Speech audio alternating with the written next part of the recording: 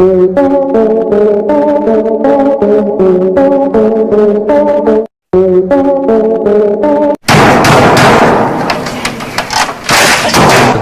दिन 9 से 9 जानवरों की खोज जारी रहती है। हम अभी भी जानवरों के बारे में और ज्यादा नई, अजीब और हैरत में डाल देने वाली खोज में लगे हुए हैं, जो वक्त वक्त पर हमें हैरान करती आई है।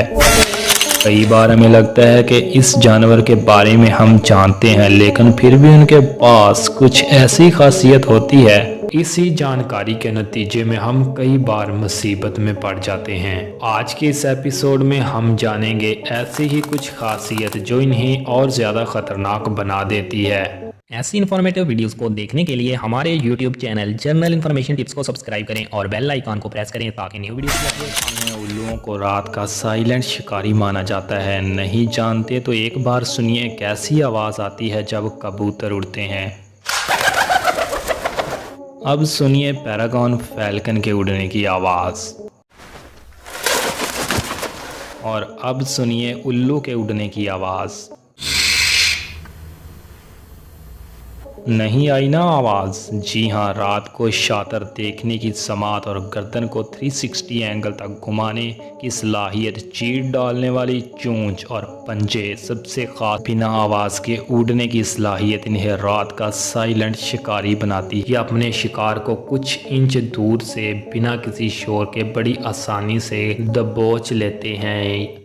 ऐसा सिर्फ ये अपने अनयूजुअल परों की वजह से ही कर पाते हैं। जब हवा परों से टकराती है तो टर्बुलेंस अबिलेट होता है, जिससे आवाज़ आती है।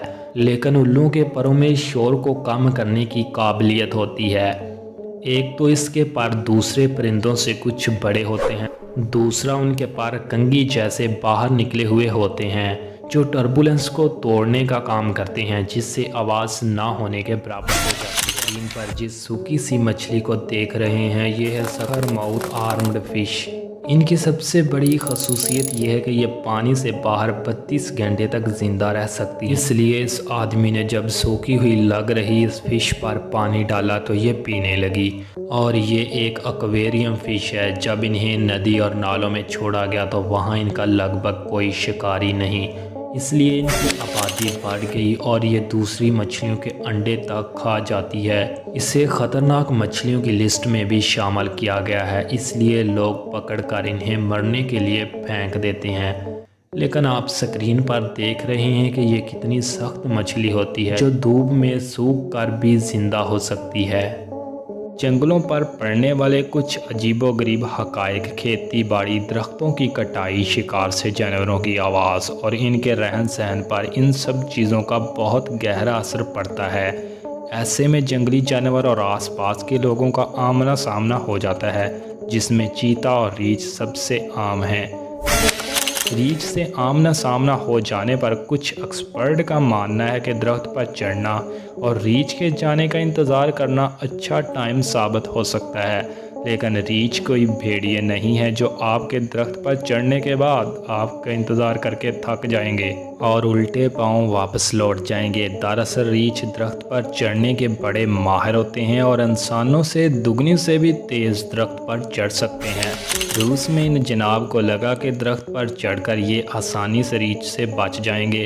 इन हंटर्स ने भी बचने के लिए ऊंचाई को ही सहारा बनाया, लेकिन रीछ वहां भी पहुंच गया। इसलिए अगर आपको सामने से रीछ आते दिखाई दे, ना तो शोर मचाएं और ना ही तेज़ भागने की कोशिश करें। कोशिश करें रीछ की तरफ मुंह करते हुए पीछे की तरफ चलते रहें जब तक आप रीछ से दूरी ना बना लें। ऐसे में भी ख्याल रखें कि रीछ से सीधे में आंख से आंख ना मिलाएं, लेकिन इनकी हरकतों पर नज़र जमी रहे। अगर आप कभी रीछ की रेंज में आ जाएं तो हमारी इन बातों का ख्याल ज़रूर रखें। उम्मीद है इन जानवरों के बारे में ये जानकारी आपको पसंद आई होगी और आप इस सीरीज़ के दूसरे पार्ट भी देखना चाहेंगे, इसलिए चैनल को सब्सक्राइब ज़रूर करें और कमेंट करें पार्ट 2।